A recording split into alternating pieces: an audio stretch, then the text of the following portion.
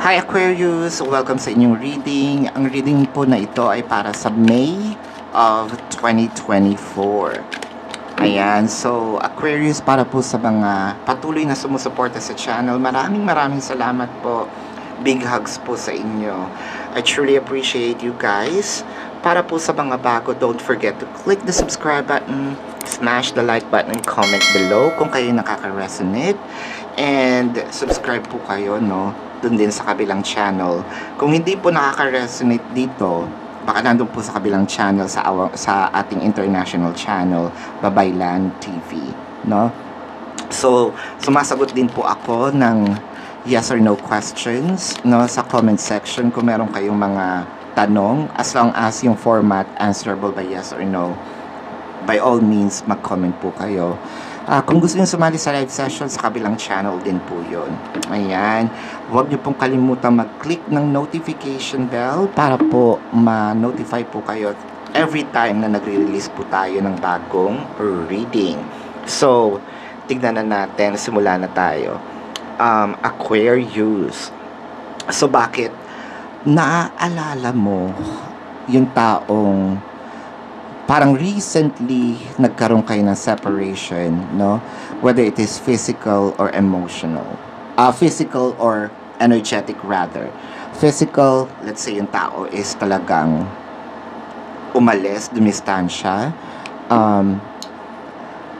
Or energetic, yung sinasabi natin, magkasama nga kayo pero hindi kayo nag-uusap, no? Kumbaga may gap, may wall, no?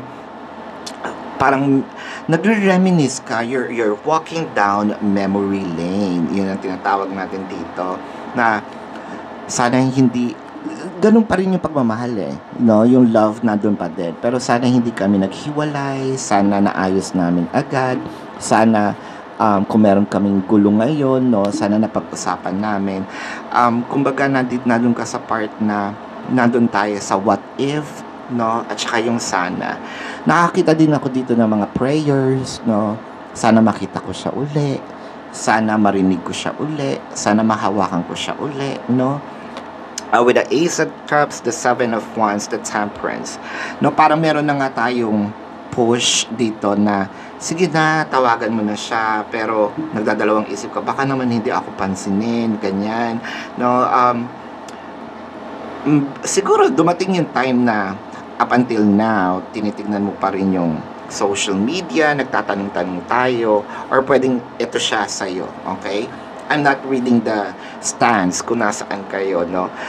What I am reading here is the dynamic per se. Pwedeng ikaw itong binabasahan ko, pwedeng ito yung taong binabasahan ko na ito yung ginagawa sa'yo, no? Tinitingnan yung mga social media mo, yung mga post mo, pero with the Seven of Wands, so parang may tao ditong hindi naka-move on. Pero, gumawa ng ibang account, no? Nagtatago behind someone else's identity. Hindi para mang-hack or mang-scam, no? Para more of titigan ka. Titigan, makita yung mga ginagawa. Kasi sobrang miss nga. With the memories of love in here, sobrang pagka-miss ng taong ito sa'yo, no, to a point na siguro wala na siya masyadong ginagawa lately, kung di mag-daydream, no, to a point na medyo siguro binabalik niya yung mga times na, lalo na dun sa mga couples, no, na meron nang nangyari sa inyo, no, to a point na pinapantasya ka pa rin niya, nilalaro niya yung sarili niya, na iniisip ka, no. With the Four of Pentacles, the Moon card, and the Two of Pentacles, no? Yun nga, yung sinabi natin na parang nagsasarili siya, ikaw pa rin yung taong nasa isip niya. Well, ang maganda naman dito, hindi siya naghahanap ng iba, no? Kasi sobrang focus siya, sobrang focus siya sa'yo, no? Pasensya na ha, na-excite naman ako doon. Kasi, ayoko sabihin, no? Pero may Aquarius na ikaw pa rin yung iniisip niya. To the Moon card, no, the Moon card and the Two of Pentacles, parang iniisip nito, paano kaya ako makakabalik, no? Paano kaya ako makakausap siya ulit? Baka bilinak mo naman. With the Two of Pentacles in here, kaya nahihirapan siya. Um, with the Eight of Cups, the Devil card, the Three of Cups. So, aminin naman natin, Aquarius. Totoo naman, no?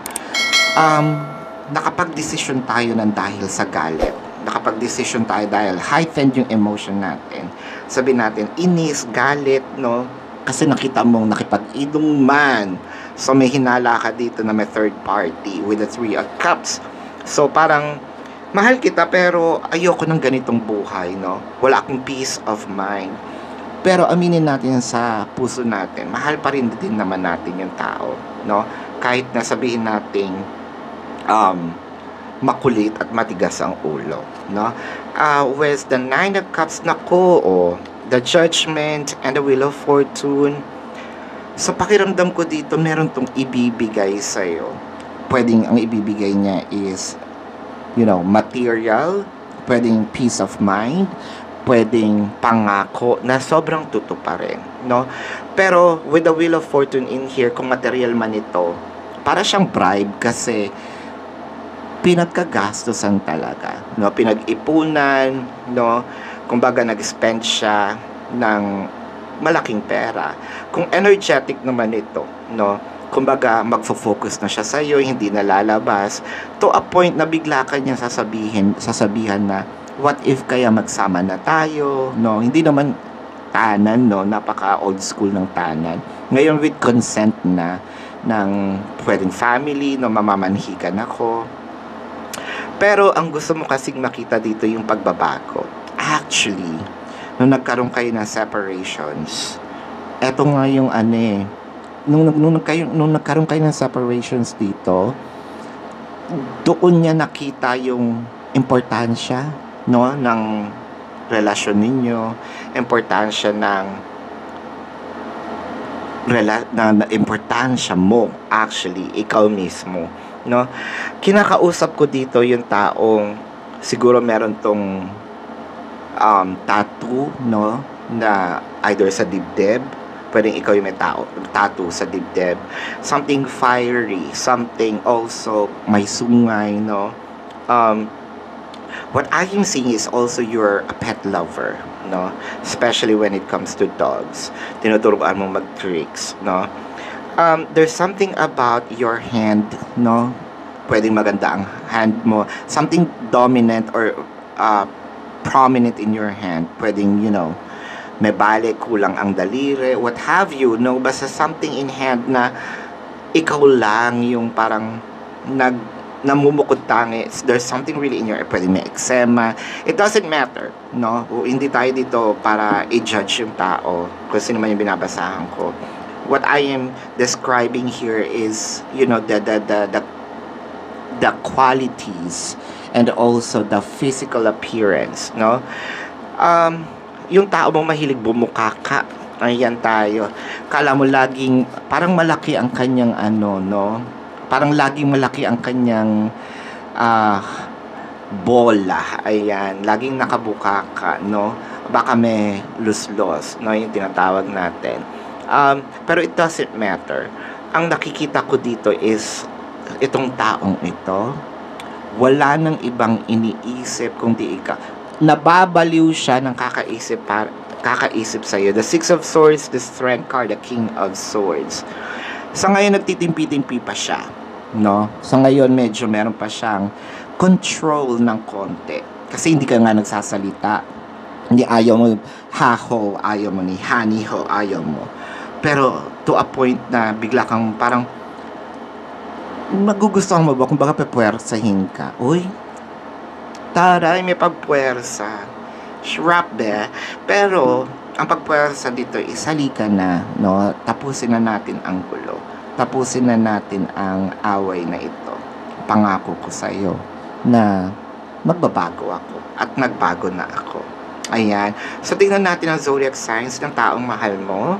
So, nakakita ko ng Taurus, Leo, Sagittarius also, Capricorn, no?